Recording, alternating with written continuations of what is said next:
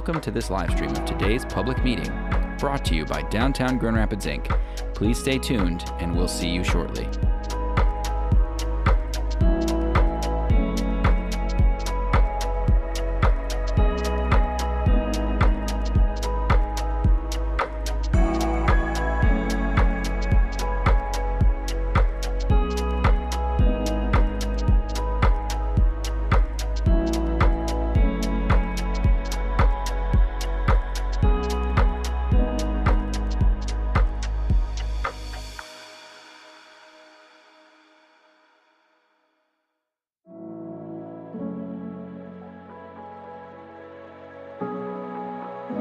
Hello, and welcome to this live stream of today's public meeting, brought to you by Downtown Grand Rapids, Inc.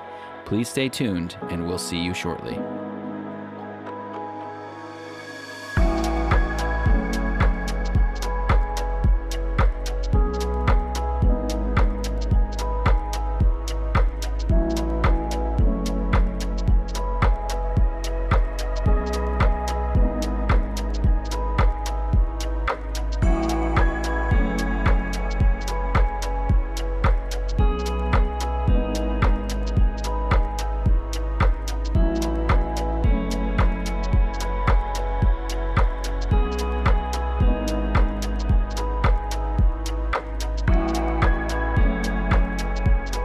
Hello, and welcome to this live stream of today's public meeting, brought to you by Downtown Grand Rapids, Inc. Please stay tuned, and we'll see you shortly.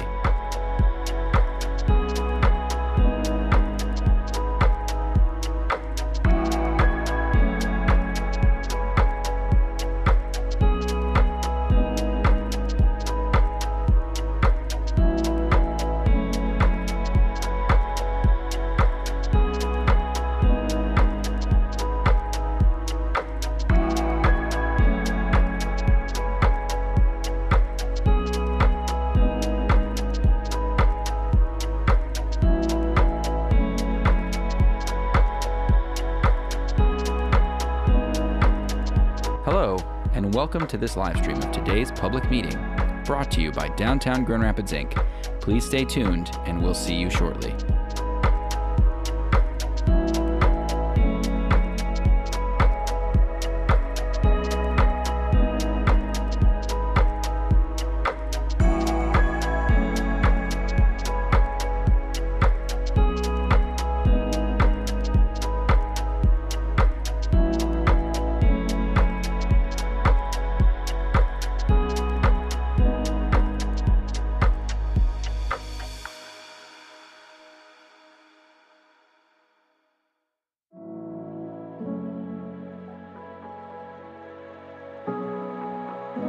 Hello, and welcome to this live stream of today's public meeting, brought to you by Downtown Grand Rapids, Inc.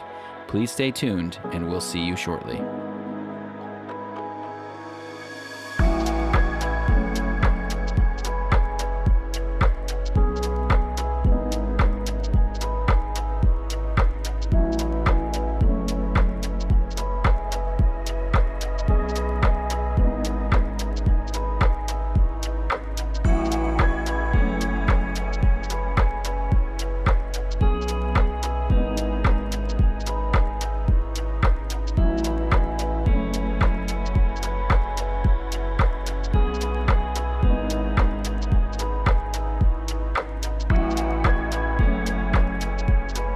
Hello, and welcome to this live stream of today's public meeting, brought to you by Downtown Grand Rapids, Inc. Please stay tuned, and we'll see you shortly.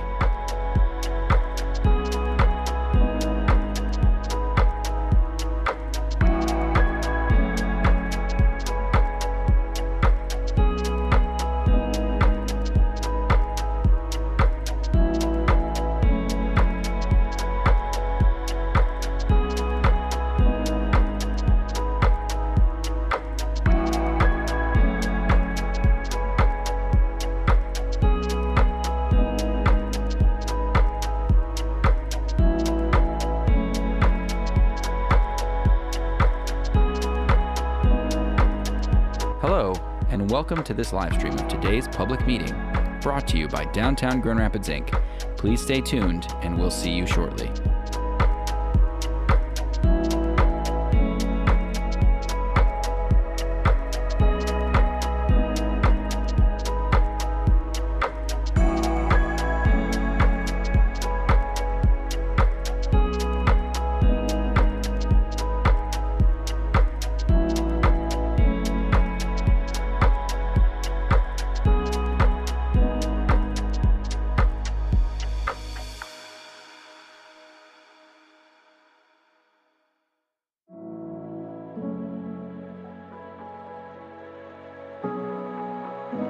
Hello, and welcome to this live stream of today's public meeting, brought to you by Downtown Grand Rapids, Inc.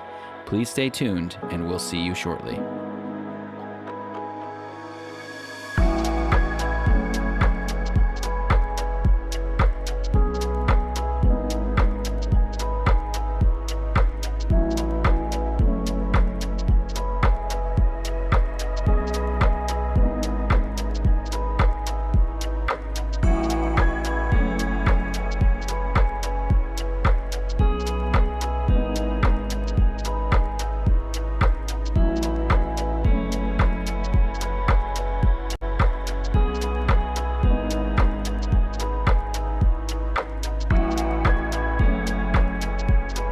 Hello, and welcome to this live stream of today's public meeting, brought to you by Downtown Grand Rapids, Inc. Please stay tuned, and we'll see you shortly.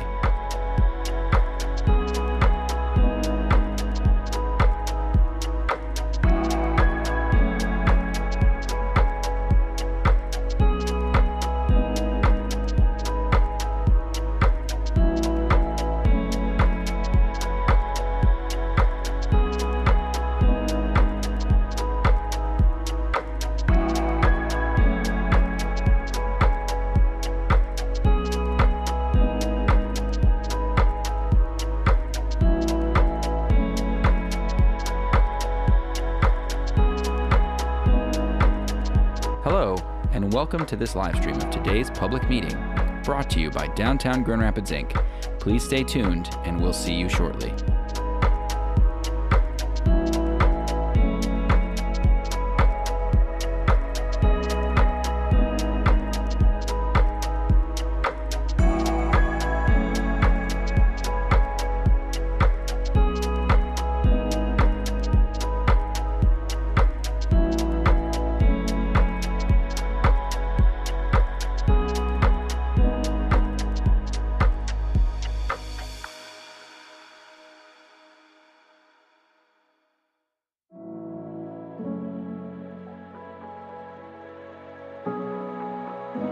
Hello, and welcome to this live stream of today's public meeting, brought to you by Downtown Grand Rapids, Inc. Please stay tuned, and we'll see you shortly.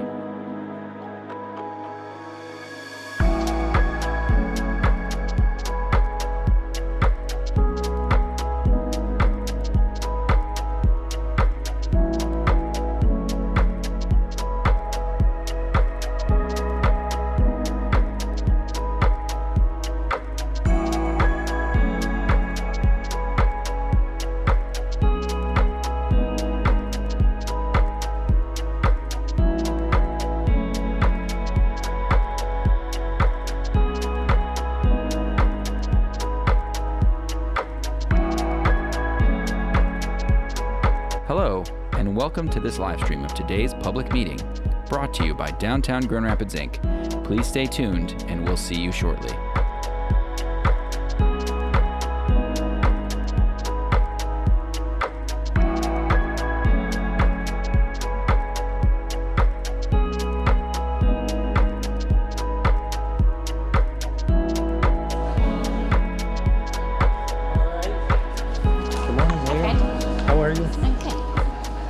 I'd like to bring to order this Downtown Development Authority Board Member Meeting, Wednesday, October 9th at 9 a.m.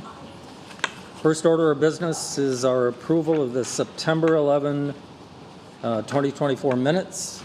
They were in our packets. Are there any comments or corrections? Slight correction. It doesn't indicate that I was at the meeting, and I was. That's an important correction. That's Yeah. more than slight. No, but Yeah. it is what All it is. right, with that correction, I'd entertain a motion to approve. So moved. Support. All right. All in favor, say aye. Aye. Any opposed? All right, motion carries.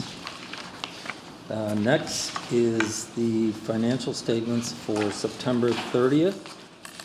Good morning, Ms. Chapman. Good morning. In your packet are financial statements for FY25 through the end of September. You can see that the local tax increment fund cash balance increased significantly. And you will see the reason for that on Statement B, where 10.2 plus million was posted for our summer tax capture. Pretty much all of the expenses are routine in nature, normal things. After these statements, we did have the debt service payment on 10/1, so they're not reflected in this statement, but you will see on the next one, Lions Square and the amphitheater payments, we had our first payments. If anybody has any questions, I'm happy to take any on either the DDA statements or on the informational statements for the two bond issues. Lions Square is going, getting through their money right now. The CAA has not yet requested any reimbursements for the amphitheater funds, but I did talk to Sherry, and that will be coming shortly. Any questions? None? All right, I would entertain a motion to approve Statement D. Support? All right, all in favor, say aye. Aye. Any opposed? All right, thank you. Can't believe our first quarter is already over. I know. All right. 2025 meeting dates, Mr. Kelly? Yeah, just an informational item. The dates for 2025 were included in your packet. If there are any conflicts, please let us know. Otherwise, we will send out the calendar invitations later this week, just to get those set up. No action required on that, just giving you a heads up. We don't need to approve them? You don't? Nope. All right. All right, we'll move on to Fulton Market Brownfield Agreement. Yes, so I'll do a quick setup on this one. We have a couple guests with us this morning, Joe Augustinelli from Michigan Growth Advisors and Brad Thomas from Progressive A&E. They're going to give us a overview of the development, and I think they're all set up. Before they kind of come up, just give you an overview of what the DDA is being requested to do this morning. So we're being asked to agree to pass through 75% of the projected tax increment revenue to the Brownfield Authority to allow for reimbursement of eligible activities. This is similar to the action that we took for the 111 Lion reimbursement for the conversion over at Fifth Third. And kind of two things going on here to kind of help with the project. One is this will streamline reimbursement, having one governmental entity, i.e. the Brownfield Authority, reimbursing the project instead of two. And then secondly, the Brownfield has a broader definition of eligible activities than the DDA, and so we think it'll help support the project further in that way as well. So that's what's being asked of you. But before we kind of get into that technical piece and answer any questions on that, I'd invite Joe and Brad up to kind of give you an overview of the project itself. Good morning. I'm Brad Thomas with Progressive Companies. Excited to be here today with my colleague Joe Augustinelli with Michigan Growth Advisors. Joe will introduce himself when he gets up here. Really excited to be here today. This is I've been working along this section of the Grand River for the past 5 years or so, specifically on this piece of property for the last 2. Tim has asked that we give you our 30-minute presentation in 10 minutes or less, so we're going to move through it quickly. We will try to cover everything. We'll certainly answer any questions you have when we're done. Of course, the site you're likely most familiar with, bound by the Grand River to the west, Fulton to the north, Market to the east, and US 131 to the south, comprised of about 10 parcels of land, just over 6.5 acres, currently surface parking, vacant land, and zoned a city center with the Grand River overlay, and this is part of the unlimited height district area. Of course, as most would agree, probably not the highest and best use for this portion of our riverfront site. Of course, the vision, very exciting, this transformational development of mixed use, vibrant place for people to aggregate, work, live, shop, and part of our growing sports and entertainment district, and really a continuation of what is the grand vision for one of the largest active riverfront developments, frankly, in the country. A little bit of background first, really wanting to reinforce the work that you're seeing. The planning associated with this site is really a build on prior planning in the area. It's a build and has incorporated a lot of the requirements or recommendations from the City of Grand Rapids Master Plan, GR Forward, the River for All plan.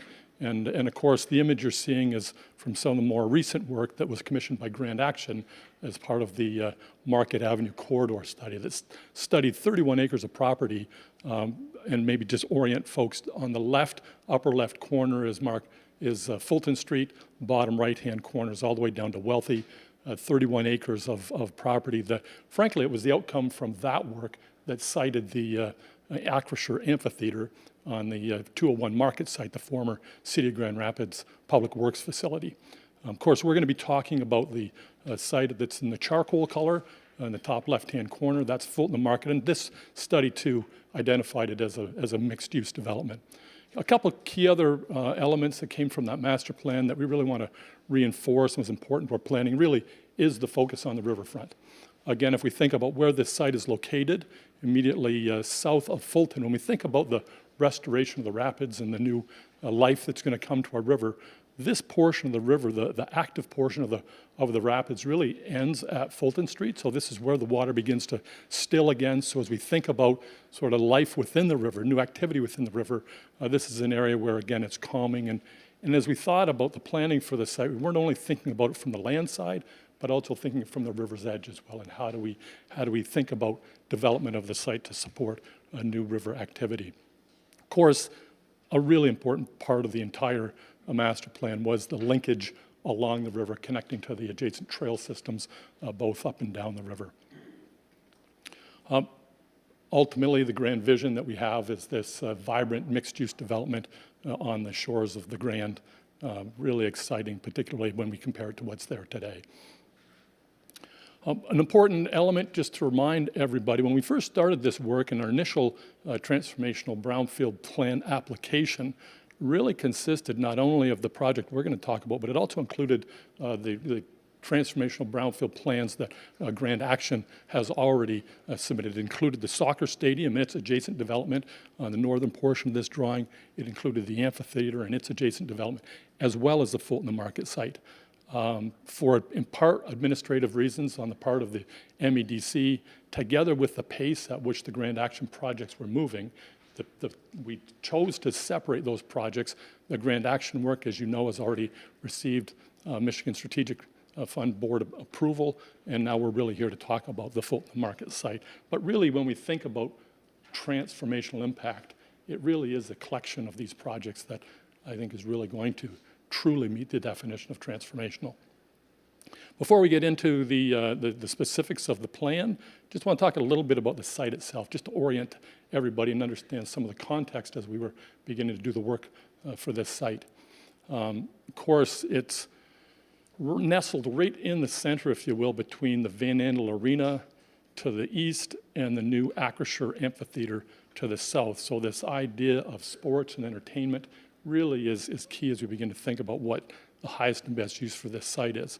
You see Weston Street that extends from Van Andel Arena easterly, currently ends at Market. Again, some of the recommendations from River for All talked about how do we provide access to the river, views to the river mid-block, as opposed to just at the current road intersections. When we look at the site, again, bound on the south by US 131, represents both opportunity, but also something we need to pay attention to from a planning standpoint. Opportunity is very high visibility when you think about all the vehicles passing by the site on US 131. Yet at the same time, we also recognize there's some noise coming from the freeway. And so how do we plan the site in a way that we buffer that noise? When we look along up in the northeast corner, we also recognize the site is connected to the Skywalk system. How do we leverage that? And of course, the Grand River being sort of the key aspect of this, and thinking about sort of views to the east and the west. We're sort of at this elbow in the Grand that creates sort of this unique view corridor, as well as the connectivity to the trail system along the river's edge. And ultimately, the plan that we arrived at, and I'm in the interest of speeding things up, I'm going to go straight to the three-dimensional version of this, but I'll cover all the same material. So US 131 is on the right-hand side, and really what the plan consists of is an office building next to the freeway, again, high visibility for an office user, built on top of a parking podium. And that parking podium is aligned with retail, shops, and restaurants along a central promenade that runs through the site. That promenade is an extension of Weston Avenue, again providing views and access to the river itself. On the north side of the promenade, we have another podium. The lower level contains parking within, but is lined with housing around the edges. On top of that northern podium, we have two towers. The tower in the center is a residential tower. The residential tower combined with the apartments around the perimeter of the podium represent some 595 apartment units. And then up on the top left corner, the northern tower itself consists of 130 key hotel, together with 76 condominium units. Of course, the river's edge, as we mentioned earlier, really spending time to think about the linkages to the trail system, thinking about accessibility to the water, again, while at the same time providing flood protection that we know is critically important along the edges of the Grand. Again, same image, now looking from east to west. Again, you see the extension of Weston Avenue and how it comes through the site, creating just a wonderful public space, while at the same time providing views and access to the Grand River. You see the connections to the hotel via the skywalk system, and again, integrating, making it a very pedestrian-friendly, vibrant, mixed-use development. Ultimately, transforming the 6.5 acres on the Grand River. With that, I'm going to turn it over to Joe, and Joe's going to talk about the economic impacts of the project. Thanks, Brad. Excuse me. Hello, everybody. Joe Augustinelli. My firm's Michigan Growth Advisors. We're a wholly owned subsidiary of Miller Johnson, based here in Grand Rapids. We've been leading the transformational brownfield journey for the last 2.5 years, and excited to walk through some of the economics of the project. So as Brad mentioned, this this vision is going to cost a lot of money to build. Current budget's right around $800 million. Kind of key drivers in on the cost side of this project is, first and foremost, the site was previously in the Grand River. The river actually ran through the site, and 100 or so years ago, the river was filled in to reclaim more land in the city. As you can imagine, that's not a real solid base to build a really tall, heavy building on top of. So there's very, very significant geotechnical work that needs to occur underground just to get to the surface, and then build development of this scale. I'm sure you're all aware we haven't seen development of this height in the city in 20 years or more. And there's a reason for that. It's because it's really not cost effective in this market where our rents are to do development of this scale of construction. That's why the Transformational Brownfield Program was created, in order to allow for very large scale projects like this to have enough incentive where the project is financially viable to move forward. But that vision will, and that investment will result in the creation of about 1,900 new jobs in the community, 671 residential units, 130 hotel keys, and again, but that only happens with the incentive support. So I'll walk you through kind of the two pieces of this. So the Transformational Brownfield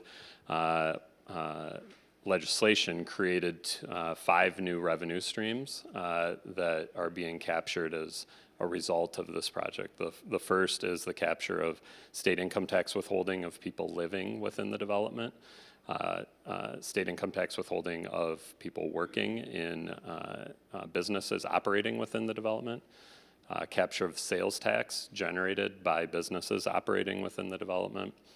There's a capture of the state income tax withholding for construction workers working on site building the building. And finally, a sales tax exemption on construction materials. That represents about $300 million of the incentive stack over a 20-year period of time that those captures are occurring. The other more traditional real estate tax-based tax increment, this would be more typical that you would see in any other development occurring in the downtown. About $250 million of capture over 30 years. And to the agenda item that's in front of you today, this number is assuming the 75% pass-through of the DDA currently. All of that allows us to take a roughly 7-acre vacant surface parking lot and put 1.2 million square feet of very dense, urban, vibrant, mixed-use development in the heart of our downtown.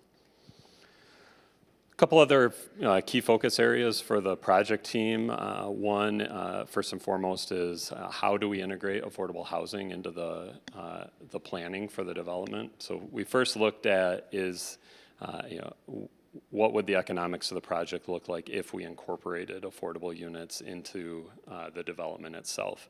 In going through that financial analysis, we realized the project could support about 15 units at 80% AMI and still be financially viable.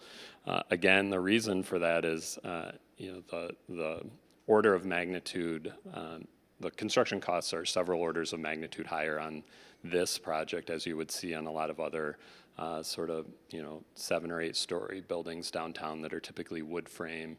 So it's very, very expensive real estate to develop. So we said, well, is there a better way, for that cost per unit or overall cost of the project? Could we do more if we invested in the city's affordable housing fund and instead built affordable housing in a less expensive to develop place? So that's what we're proposing to the city right now is a contribution to the city's affordable housing fund, which is a function of the residential tenant transformational brownfield revenue over 20 years. That would generate about $8.5 million to the affordable housing fund, which is assuming $100,000 a unit subsidy, that results in about 85 units, which is 5.6 times more units than we could develop if they were developed on site. The project team's also won very early in the planning process in terms of visioning for the site. We've not yet engaged with any construction contractors. However, there is a commitment on the development team to focus on inclusion of minority-owned, women-owned, micro-local-owned businesses as part of the construction project, and we're targeting a participation goal of $31 million of construction spend.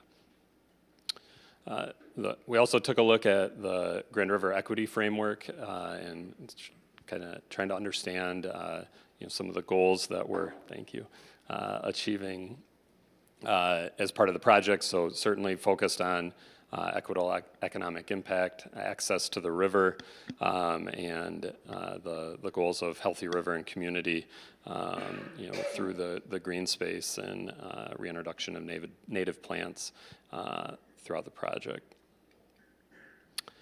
So all of this allows us to transform a really underutilized site that will bring workers, residents, shoppers, visitors to our riverfront in an active, vibrant way.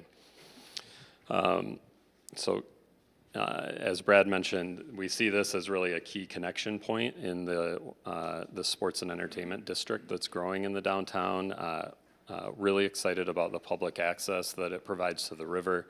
If you've walked on that site recently, you wouldn't even know the river's there with all the trees and fencing on the site. So opening that up and creating ways to access into the site, through the site, is really exciting. And finally, again, this is really going to be a transformational impact in the true definition of the word and the meaning of the intent of the statute. 1.2 million square feet of high-rise dense development, taking this underutilized site and putting it back into productive use. In terms of our outreach, just for everybody's awareness, Brad and I have been given this presentation a lot. We've so far been started out with a lot of the business organizations, the Chamber, the Hispanic Chamber, Experience Grand Rapids. We've met with city and county administration leadership, Grand Action, the CAA, DGRI, the Right Place. We've started reaching out more broadly as this has become more public. We've met with the Rapid, the Grand River Network, we're meeting with this afternoon. Heartside Business Association, Plaza Towers, Downtown Neighborhood Network, Heartside Neighborhood Association, and then not listed here, many meetings with elected officials and other just interested parties, folks that have reached out looking for more information. So we're always happy to talk to folks and explain the vision and take feedback and try to make what we think is a great project better. Schedule-wise, we are the news on all this broke right ahead of the Brownfield Authority meeting about 3 weeks ago.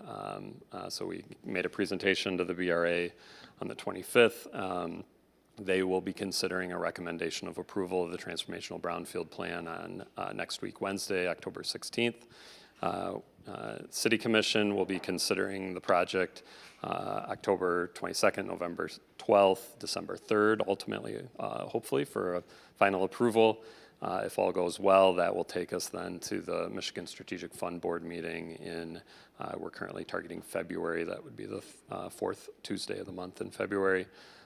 And if all that, if the approvals come together, that would allow us then to move into final design of the project and targeting a construction start of roughly this time next year. And that would be a phased construction start that would roll into the spring of 2026. These are really big buildings. They're going to take a while to build, roughly 3 years each. So that would take us to completion in roughly fall 28 through spring of 29. And that is what we've been working on. Be happy to answer any questions that folks have. Any questions? Yes. Yeah, I think it's an amazing plan. I guess I'm curious about the 420,000 square feet of office and where you see that coming from. Is it going to empty out other areas of the downtown? And I'm thinking of remote and hybrid and what's already vacant in the downtown. So I'm just curious how you plan for that and what that's like. Yeah, great question, and we've been asked that before. I think the key thing to understand is this is for a single office user we're already in conversation with, so this is not speculative office. They have a need for 420,000 square feet. There is no space today in our downtown that's contiguous that has that amount of space, so that's specifically what it's for. All right, thank you. Yeah. In some of the economic impacts, if you looked at modeling, and I realize all modeling is assumptions, but with the additional employees and the additional residents, that would seem to indicate an increased amount of city revenue on an annualized basis. What's sort of the swag of what's the additional revenue that the city is going to get from this project? From city income tax? Yeah. Interesting question. So I don't have that number. I could try to run a model, Sarah. Jess, we haven't tried to run that, have we? No, I didn't think so. The challenge there is we don't know how many of these folks are going to be relocating and how many will be new. We know with certainty creating these new opportunities, if somebody were to relocate from an apartment in another part of the city here, that frees up that apartment to the next person. So the math of assumptions gets really complicated then. I could get back with you on a number. I don't have it, but it's big. It would be the answer. That's my assumption. Yeah. And given that it's market rate housing, and there's certainly some assumptions around the type of incomes that the taxes would be taken off of. So it seems like it's a significant ongoing annuity to the city. Is just testing that theory to see if that's true. Yeah, I would agree completely. And you raise a good point. We'll run some numbers and try to be able to take a guess at it in the future.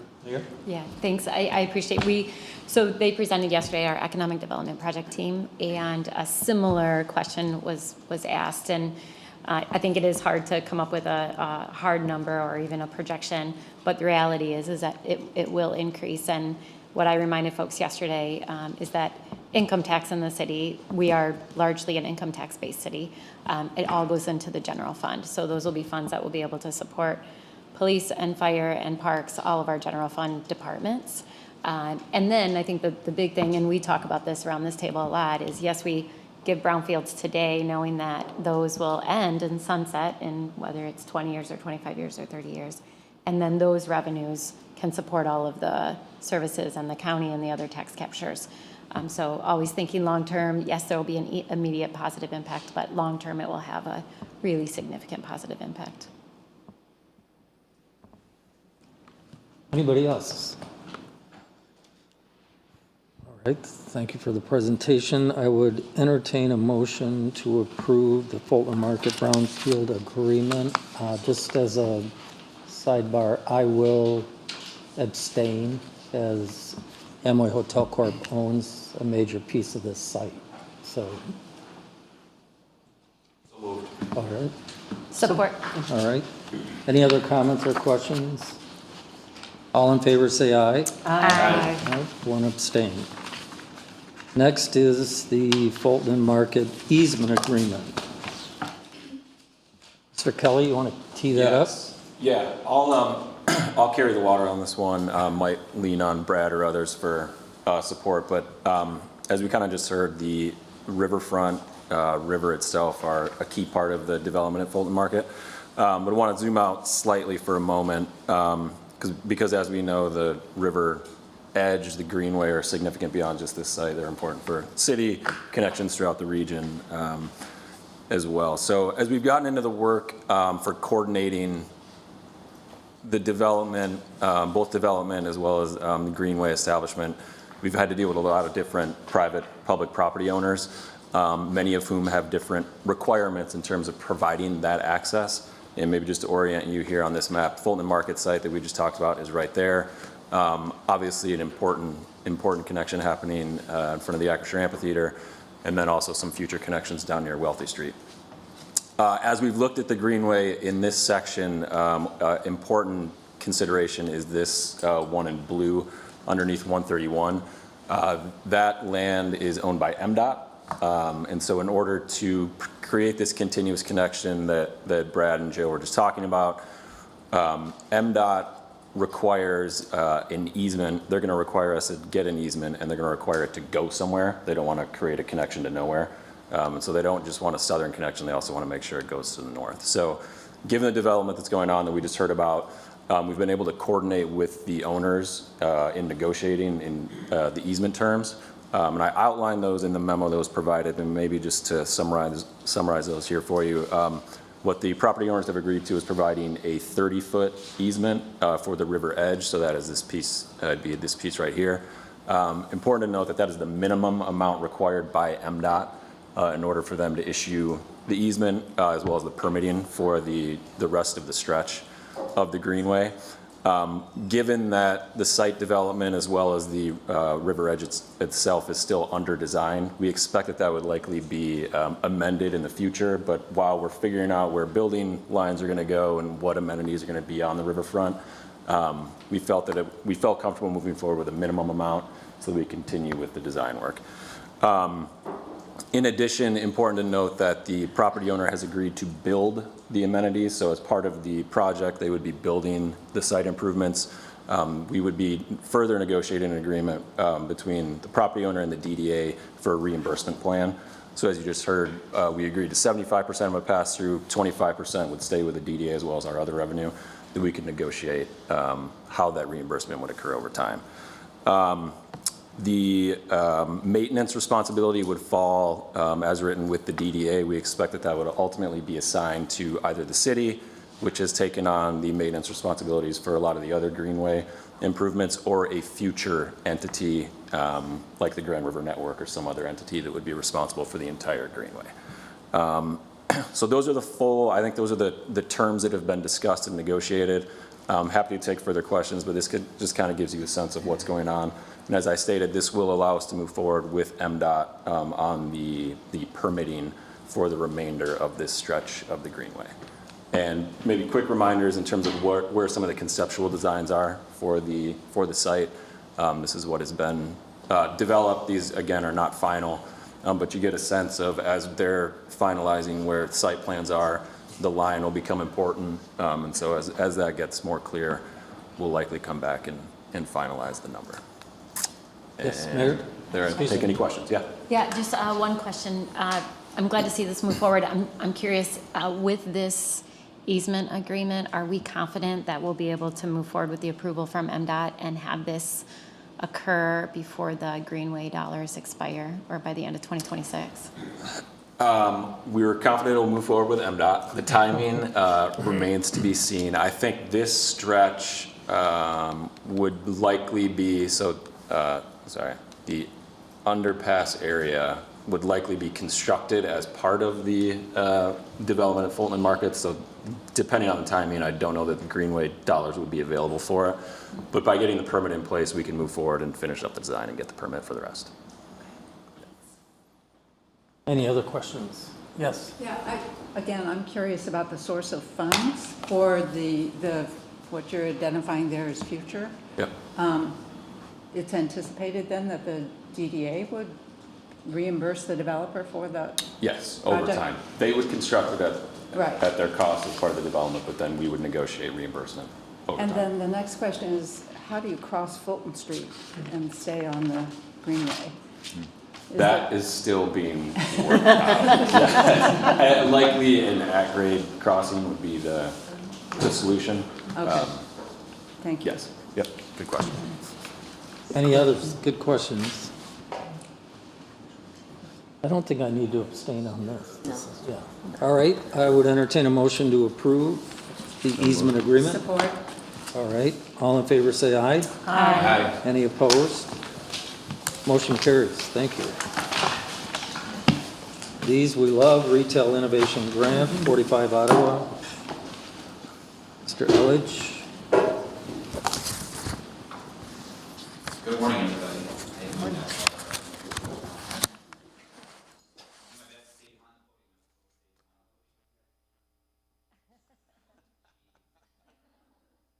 Is that better? Yeah, there we go. We did it. All right.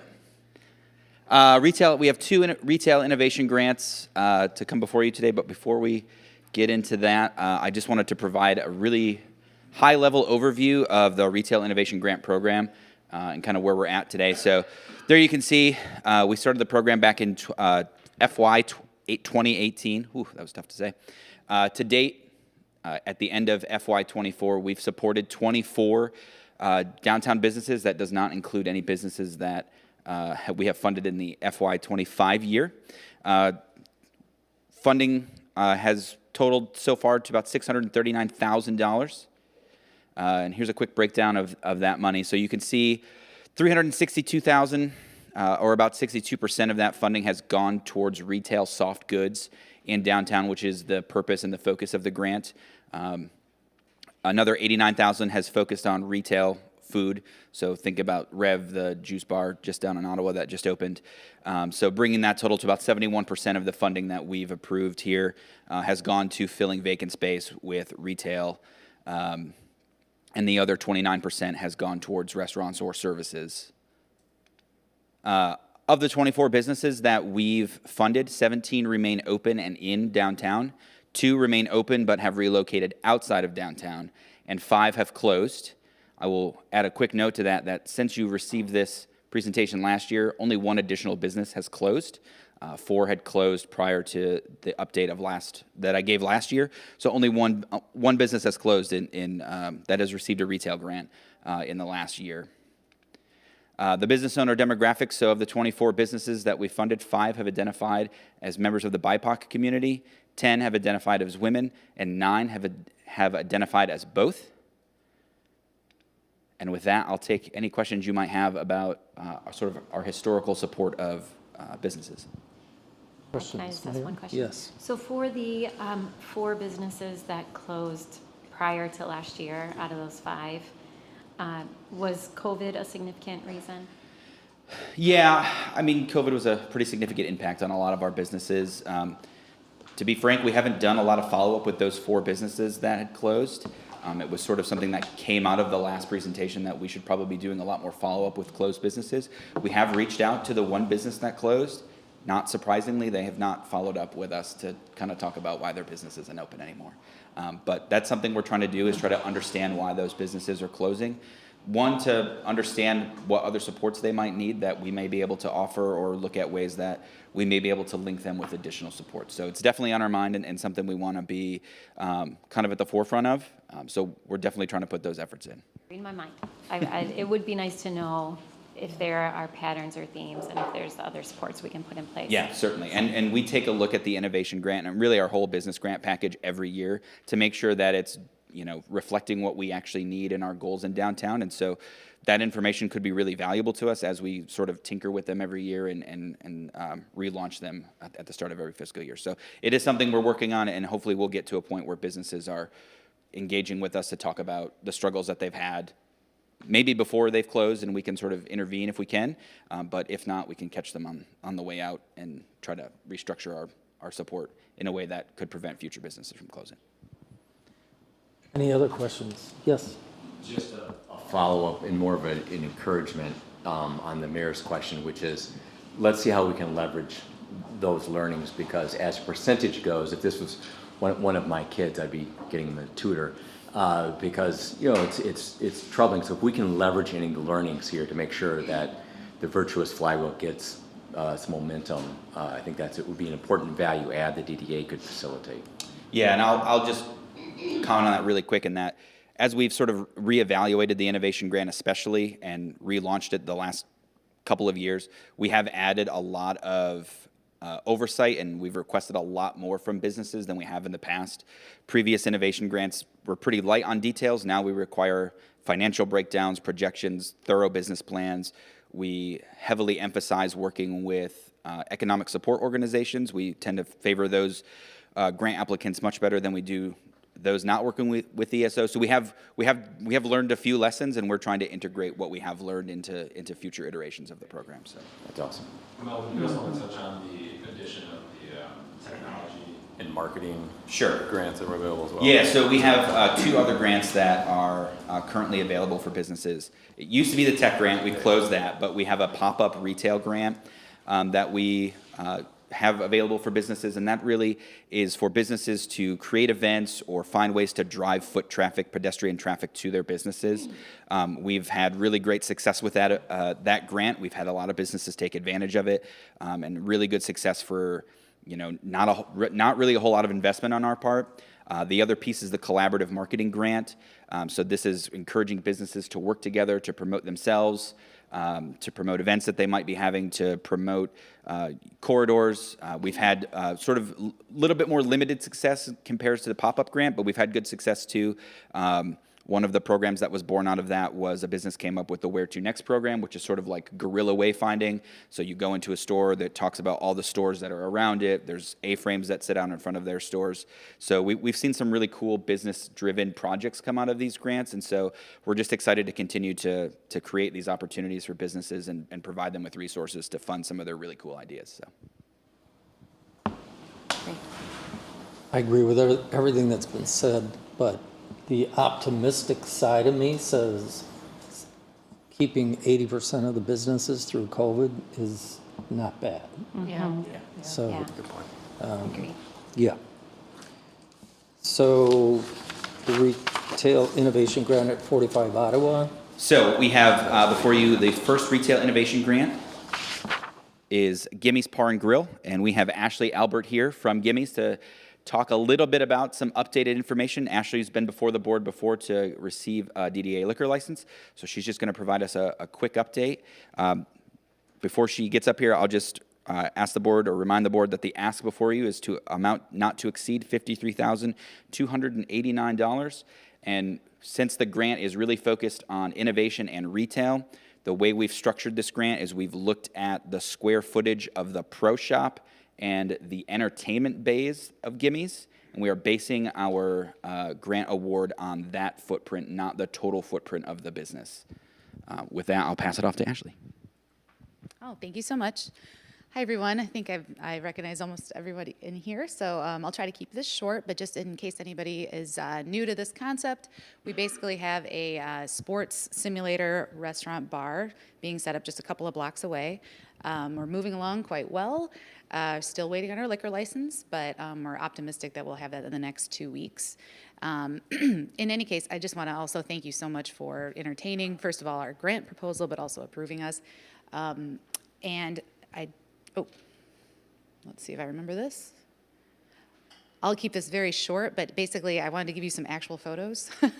The place is a mess, and I took these last week before we had chairs, but anyway, we have chairs now. So this is just kind of a view inside the front door, and as you can see, those glass walls right there, those sort of show more on the right. Those are two kind of oversized event bays, and so those will be for private parties. We do have a total of 9 simulators, but there are only 3 that are somewhat oversized. And so what we've done is we've added a multi-sport package to those 3. And so with this grant, we're hoping to expand that to all of the bays.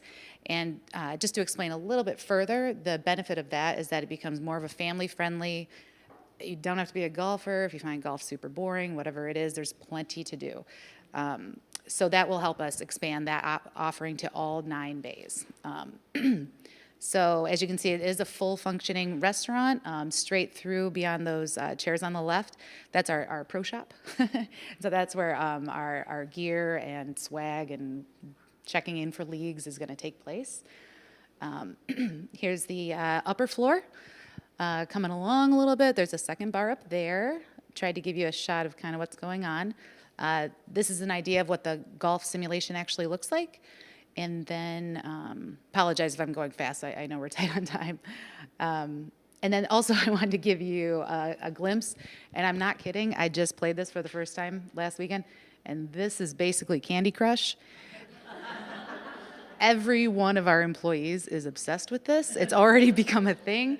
So, you know, the fact that it's only in 3 of the bays is going to be an issue. So it is very addicting.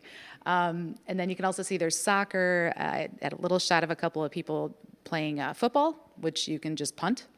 I mean, it's, yeah, there's no, the sky's the limit, basically. Anyway, yep, so that's just a quick little overview. And yeah, anyway, I'd love to take any of your questions. If you have. Otherwise, give me a motion. There you go. That's the kind of support we like to hear. I think that was clever. Yeah. Remind me when you're going to open. Are you waiting on your I'm sorry, I should have mentioned that. So October 21st, we're not going to be fully open to the public, but we are going to start leagues. Okay. That week, people can come in, and this would just be for golf. They can get their handicap, get used to the system. The following week, the 28th, we're going to be doing kind of our friends and family and VIP nights, really testing things out, making sure we get some feedback on our menu and service. But the week of the 4th, we're hoping to do a limited public open, which is just, you know, we'll probably start with 60% of our tables and just start adding throughout the week. But we're planning, we have our ribbon cutting scheduled for November 14th. So, Awesome. yeah. Well, thank you so much again. Oh, I'm I've sorry. often thought that moving my golf game from the course into the bar might be a good thing. Now I can move it into the bar and play something completely different. So I'll make that motion. Well, We have having a the motion. privacy, and you can practice inside of your private So little nobody cubby. can see. Yeah, exactly. Even better. With a All minute. right, we have a motion and support. All in favor, say aye. Aye. Any opposed? All right, thank you. Thank Motion you very carries. much. Appreciate it. Next is Retail Innovation Grant at Division Avenue South. Just quickly add, I'm really excited to get a couple drinks in everybody here and play some Candy Crush. So, the second retail grant we have here is also some familiar faces. So we have the co-owners of Second Vibes, Camille Steverson and Caitlin Fitzpatrick. This is their second retail, ground floor retail storefront that they're opening. Which is sort of an extension of their concept. I'll just remind you that the ask here is not to exceed $20,295, and I will invite them to come up and talk a little bit about the Reworked Studio. Thank you. Hi, everyone. My name is Caitlin, if you haven't met me previously. And I'm Camille. Nice to see everyone. We're here to talk a little bit about our new retail business, the Rework Studio. It is an expanded idea upon our initial business, Second Vibes, and it's a way for us to create a more immersive retail experience with our customers versus just traditionally coming in and shopping.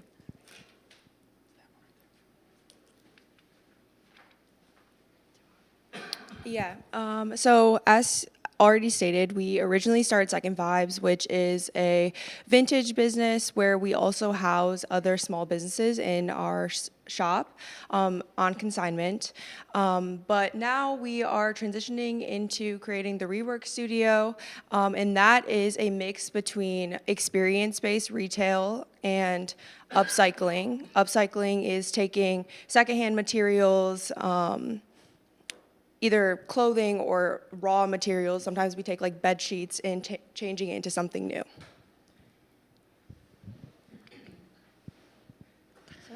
Okay, so just a little bit at what we offer, specifically in the Rework Studio. It's going to be our upcycled products, and then also we are going to be doing more upcycling workshops and events where we can show our customers more of what goes into the process of creating their pieces. And we even have a picture up here from a screen printing workshop that we had where customers could come in, pick their own design, pick their own color, create their own piece, and then take it home with them.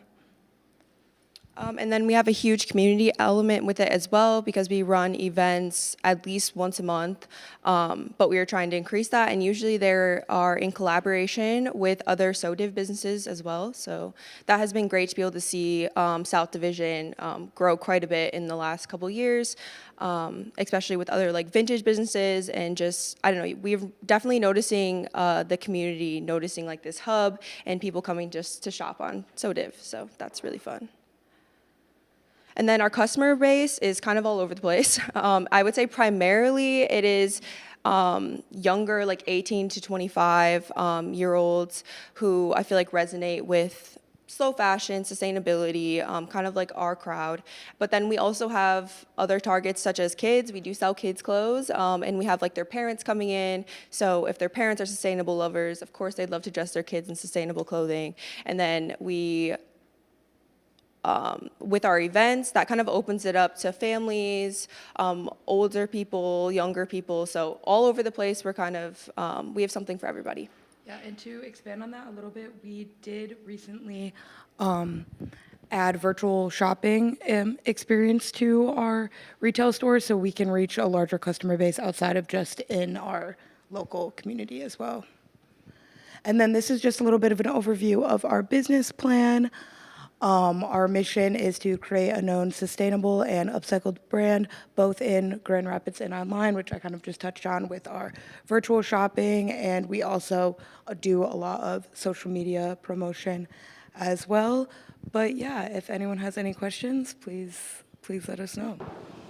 I know that was kind of quick. It was quick. We just wanted to keep it short for today. Any questions? Okay. Sounds great. Well, thank you so much. And Thank you. do we have a motion? I'll make the motion. Okay. Whoop. It's a great story. Will you support them? Yes. Okay. All right, all in favor, say aye. Aye. Any opposed? Well, good luck. Motion carries. World of winter snow removal, really? This is how we're ending this meeting? I would just like to point out I don't make the agenda. So. The last item before you is to talk about snow removal for World of Winter. So if you recall, we piloted this program about 2 years ago for World of Winter in 2023. Just noting some accessibility issues with the buildup of snow and ice in and around the installations. Also, I apologize, the World of Winter snow removal presentation is nowhere near as flashy as the World of Winter presentation itself. This is what you get.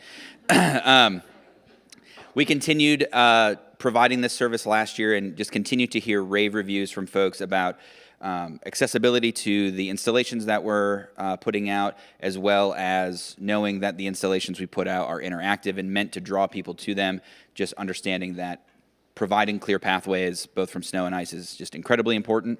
For the last 2 years, we've worked with Building Bridges GR. This year, we released an RFP, just like we have the last couple of years. They proved to be the best vendor yet again.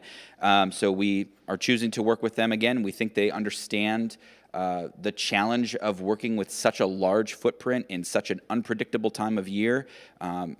Our team enjoyed working with them last year. Not to say that it was issue-free, but any issues that we have brought up to them, they quickly worked to correct and have continued to be really good partners. So the ask here is for an amount not to exceed $29,484, which includes a 20% contingency in case winter's particularly bad this year.